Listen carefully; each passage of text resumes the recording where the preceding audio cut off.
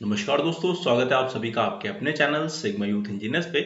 मेरा नाम है विपिन यादव और आज का जो वीडियो है इसमें मैं आपको बताऊंगा कि सीएनसी मशीनिंग कॉस्ट हम किस तरह से निकालते हैं। इसका ये सेकंड वीडियो है और इस वीडियो में मैं आपको बताऊंगा कि सबसे पहले हमें निकालनी होती है मशीनिंग टाइम, यानी कि कितना टाइम हमें जो है मशीनिंग प्रोसेस में लगेगा। इस मशीनिंग टाइम से हम जो है मशीनिंग कॉस्ट निकालते हैं। तो इस वीडियो में हम पूरा समझेंगे कि कौन कौन से फैक्टर्स की हमको जरूरत पड़ती है मशीनिंग टाइम कैलकुलेट करने के लिए। तो चलिए फिर वीडियो को स्टार्ट करते हैं। आप आ जाइए स्क्रीन पर। जैसा कि आप स्क्रीन पर देख पा रहे हैं, मशीनिंग टाइम कैलकुलेट करने के लिए जो है एक फॉर्मूले की जरूरत पड़ती है। ये फॉर्मूला जो है यहाँ पर लिखा हुआ है, आपको दिखा देता हूं मैं। Machining time equal to L into N upon F into N. यहाँ पर एल जो है लेंथ ऑफ मशीनिंग है। लेंथ ऑफ मशीनिंग वो लेंथ होती है जिस पे हमें मशीनिंग करनी है। तो मैं इस चीज को आपको यहाँ पर दिखा देता हूँ वर्कपीस के साथ। जैसे कि आप यहाँ पे देख पा रहे हैं, ये एक वर्कपीस है, 100 डाया का एक वर्कपीस है और इस पे हमने मशीनिंग करके जो है ये जो मटेरियल है आप देख सकते हैं, ये जो है आपको दिख रहा है यहाँ पे। तो आप देख सकते हैं स्क्रीन पर, ये जो येलो कलर में आपको दिख रहा है ये जो है आपका मशीनिंग करके मटेरियल निकाल दिया गया है। ठीक है, तो हमें 100 डाया के वर्कपीस से ये मटेरियल हम निकाल देंगे तो हमारा जो है ये 60 डाया का जो है वर्कपीस मिलेगा। तो ये सिंपल सा एग्जांपल मैं आपको इसलिए समझा रहा हूं कि ये मैक्सिमम लोगों को समझ में आ जाएगा। अगर हमें ये इतना मटेरियल निकालना है तो हम क्या करेंगे, इस निकालने वाले टाइम को कैलकुलेट करेंगे। तो ये हमारा हो गया मशीनिंग लेंथ। ठीक है, जिस लेंथ पे हमको मशीनिंग करनी है, तो ये हमारी 100 mm जो है इस पे हमें मशीनिंग करनी है। ठीक है, और डेप्थ ऑफ कट क्या होता है? डेप्थ ऑफ कट होता है ये जहां से मशीनिंग स्टार्ट करनी है और जहां तक हमको मशीनिंग करनी है। तो आप देख सकते हैं ये 20 mm जो है ये टोटल डेप्थ ऑफ कट है, मतलब कि इतना मटेरियल हमको रिमूव करना है। तो 20 mm मटेरियल जो है एक साइड से हम रिमूव कर देंगे तो ये हमारा दोनों साइड से 40 mm मटेरियल रिमूव हो जाएगा। तो ये हमारा 20 mm जो है टोटल डेप्थ ऑफ कट पर साइड कहलाएगा। ठीक है, उसके अलावा देखिए एक डेप्थ ऑफ कट क्या कहलाएगा, यानी एक बार जो हमारा ये टूल है, देख लीजिए ये हमारा जो टूल है जब स्ट्रेट इस डायरेक्शन में मूव करेगा तो कितना मटेरियल जो है एक बार में निकाल देगा, ये हमारा डेप्थ ऑफ ईच कट कहलाएगा। इसकी भी वैल्यू हमको यहां पर लगानी है इस प्रोग्राम में। ठीक है, तो इसकी भी वैल्यू हमको जो है इस फॉर्मूले में रखनी पड़ेगी। तो ये चीज हो गई आपकी डेप्थ ऑफ ईच कट। ठीक है, अब मैं आपको जो है यहां पर फॉर्मूला दिखा देता हूं। ये हो गई एल, हमारी हो गई लेंथ ऑफ मशीनिंग। एन है number of cut. Number of cut से मतलब है कि कितने नंबर जो है कट हमको करने पड़ेंगे। ठीक है, जैसे कि यहां पे देख लीजिए 20 mm मटेरियल रिमूव करना है और एक बार में जो है मटेरियल 0.5 mm रिमूव करता है। तो 20 mm को रिमूव करने के लिए क्या करना होगा, 20 को जो है हम डिवाइड कर देंगे 0.5 से। ठीक है, तो जितनी वैल्यू आएगी वो हमारा टोटल नंबर ऑफ कट कहलाएगा। ठीक है, यहां पर मैं कैलकुलेटर के साथ में आपको दिखा देता हूं। देखिए 20 डिवाइडेड बाई 0.5 इक्वल टू 40, मतलब कि 40 डेप्थ ऑफ कट जो है हमको देने पड़ेंगे। यानी कि टोटल नंबर ऑफ कट कितने हो गए हमारे 40। यहां पे देख लीजिए ये नंबर ऑफ कट जो है 40 हमको देने पड़ेंगे। ठीक है, एन क्या है, आरपीएम। तो यहां पर जो एन है ये देख लीजिए, तो यहां पर देख लीजिए ये जो एन है ये हमारा आरपीएम है, यानी किस आरपीएम से हम अपने वर्कपीस को रोटेट करेंगे। तो ये वैल्यू हमें आरपीएम में रखनी होगी। एफ है हमारा फीड पर रेवोल्यूशन, यानी कि एक बार हमारा जो वर्कपीस है रोटेट करेगा तो उसमें हम अपने टूल को कितना फीड देंगे। तो ये हमारे पैरामीटर्स हैं। इन पैरामीटर्स को हमें पूरा का पूरा सही तरीके से रखना होगा एज पर हमारे टूल के स्टैंडर्ड के अकॉर्डिंग। जैसा कि मैंने आपको बताया कि हमारा जो टूल होता है उसमें आरपीएम फीट पर रेवोल्यूशन ये दिया होता है कि किस आरपीएम पे हम अपने टूल को रोटेट कर सकते हैं। ठीक है, और फीट पर रेवोल्यूशन आप कितना दे सकते हैं उस टूल को, किस मटेरियल ग्रेड के लिए, वो भी उसमें दिया रहता है। तो ये तो आपके पास अवेलेबल होगा। लेंथ ऑफ मशीनिंग आप निकाल लेंगे, नंबर ऑफ कट आप निकाल लेंगे, कितना डेप्थ ऑफ कट है उससे। तो आप जो है इस फॉर्मूले में ये वैल्यूज रख देंगे, तो आपको जो है मशीनिंग टाइम मिल जाएगा। ये मशीनिंग टाइम आपको मिलेगा मिनट में। तो मैं आपको ये चीज दिखाऊंगा अभी। ये चीज मैं आपको यहाँ पर दिखा देता हूँ किस तरह से हम ये कैलकुलेट करेंगे। तो देख लीजिए, एक छोटा सा सिंपल सा एग्जाम्पल मैंने लिया है, जिससे कि आपको जो है समझ में आ जाए। आपको जो मटेरियल ग्रेड लेना है वो है EN8, ठीक है, माइल्ड स्टील का EN8 ग्रेड है। उसके लिए CNMG इंसर्ट 120404 ये वाली इंसर्ट आप सिलेक्ट कर लेंगे।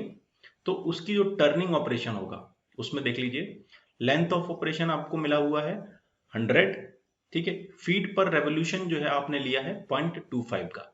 ये आप अपने टूल के अकॉर्डिंग ले सकते हैं, ठीक है। ऐसा नहीं है कि हम जो ले रहे हैं वही आप स्टैंडर्ड लेंगे। उसका टाइमिंग कैसे वेरी करेगा वो इसके ऊपर डिपेंड करेगा। RPM आपने लिए हैं 1500, ठीक है।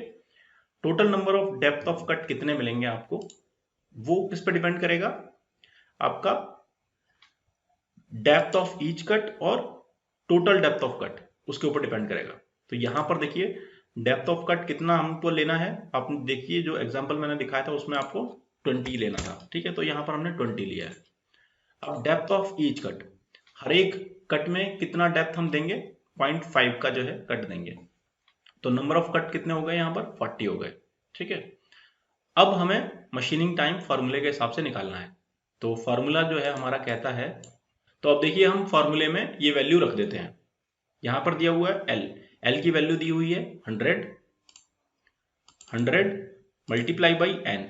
नंबर ऑफ कट कितने हैं, यहां पर देख लीजिए, नंबर ऑफ कट जो है 40 है, ठीक है। तो ये जो है 40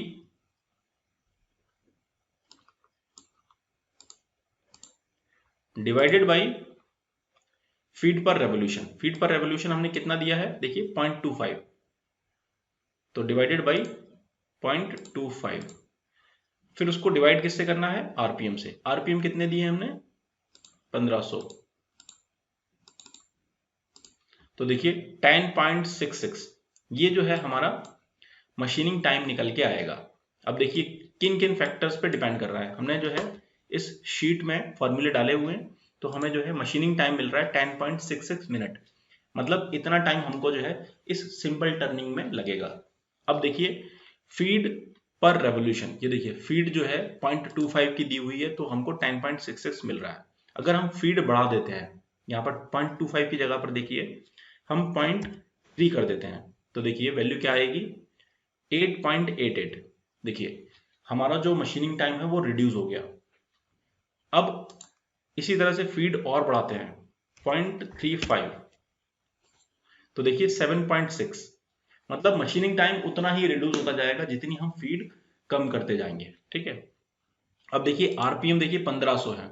अगर हम 1500 से कम करते हैं RPM, तब क्या होता है, अगर हम 1000 कर देते हैं RPM, तो देखिए हमारा जो मशीनिंग टाइम है वो बढ़ जाएगा। जितने कम RPM देंगे उतने देखिए मशीनिंग टाइम हमारा बढ़ गया। अब RPM को कम नहीं करना है, ठीक है। तो इसलिए जो है मशीनिंग टाइम हमारा कम हो जाएगा अगर हम इसके RPM बढ़ा देंगे तो। अब डेप्थ ऑफ कट देखिए 20 mm है, और डेप्थ ऑफ ईच कट अगर हम 0.5 की जगह पे 1 mm का जो है डेप्थ ऑफ कट लेते हैं, तो हमारा सीधा सीधा मशीनिंग टाइम जो है 3.8 मिनट का हो जाएगा। तो ये टोटल किसके ऊपर डिपेंड कर रहा है, टोटल डिपेंड कर रहा है डेप्थ ऑफ कट पे, ठीक है, RPM पे, फीट पर रेवोल्यूशन पे, और देखिए लेंथ ऑफ ऑपरेशन हमारा 100 है, जो कि सेम रहेगा, ठीक है।